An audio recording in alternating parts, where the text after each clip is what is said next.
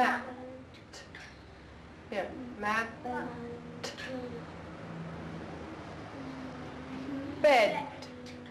Our children on the whole look very normal and attractive children, and then they make a strange noise.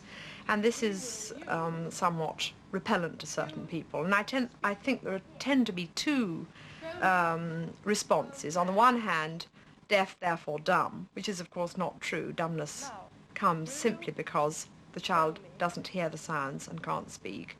That's one point of view. At the other end of the scale, you get the person who says, oh, there's so much they can do nowadays. They think of gadgets and machines and balloons, and they imagine the problem is solved. And that response really is saying, I don't want to know. They can do so much. Well, the answer is, they can't. The classes are held in a converted garage of the two-man house down by the riverside. And it's here that Emma and two other deaf children learn their lessons with a specialised teacher of the deaf using cued speech. It's a method Mrs. Tuman heard about during a lecture, but then had to travel to America to learn how it worked. She became proficient herself, and then on her return found a teacher willing to try it, so they set up a private class.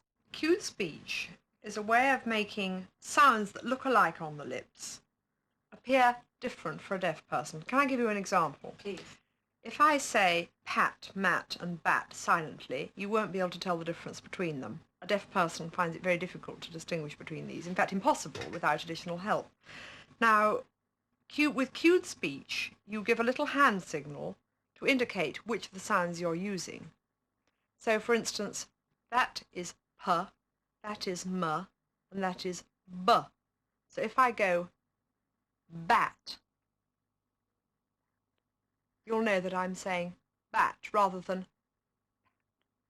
And so the idea of cued speech is to still try and teach children by the nearest thing you have to hearing. Yes, that's right, to give them a visual equivalent of speech. They have to watch your lips if they're to understand what you're saying, and if they watch both your hand and your lips, they should get a completely clear, unambiguous message. Are you happy with your results so far? Do you really think you're getting somewhere? Yes, I'm delighted with them. I really thought originally that Emma's type of deafness was the one that would benefit. It obviously is doing so. And the other two children who have more hearing are also benefiting. Could you actually even get the rhythm of speech?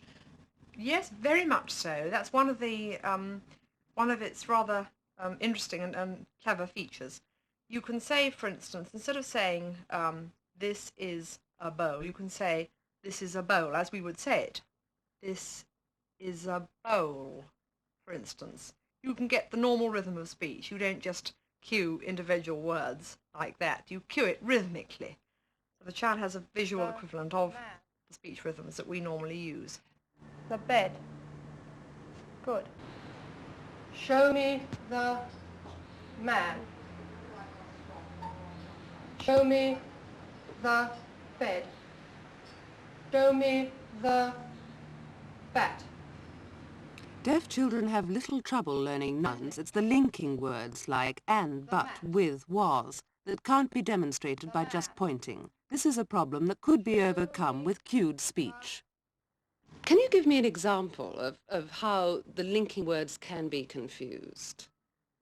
Yes, I think the simplest example is in words it is and it isn't.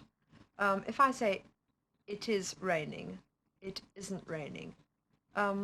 Shall I say them without voice, and then we will see what I mean? Which am I saying? It isn't.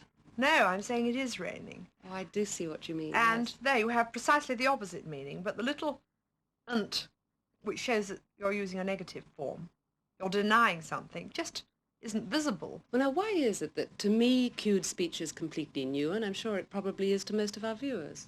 Well, no, indeed. I think one could say that a lot of teachers have only just heard of it. Well, this is partly because it was only invented in 1965, and partly because it's an American invention, and partly, too, because things move very slowly in this kind of educational world. People get committed to certain ways of doing things, and they're human, and they don't like changing. They're happy, so this is right. And they're also taking their place in society with children of their own age as they go to normal schools in the afternoons. Exactly where they will go when they leave here is still in question. Alistair is leaving at the end of this term, and he will go to a normal school. But I anticipate he will need more help from a teacher of a deaf, but he will hold his own and do very well, I hope. Anthony is an intelligent boy, and it's difficult to say now where he will go, but I hope he may make the grammar school for the deaf. And Emma, I hope, will make a secondary hearing unit, but it's still too early to say. I'm not going to make big claims for it and say it's the answer to everything, but I would like to see it in one or two schools, used in one or two schools, so that we can see where we are. We can see how helpful it can be. I certainly don't think it can do any harm, of that I'm completely certain, and I feel that with children like Emma it can only do good. How much good, we can only tell if it is used.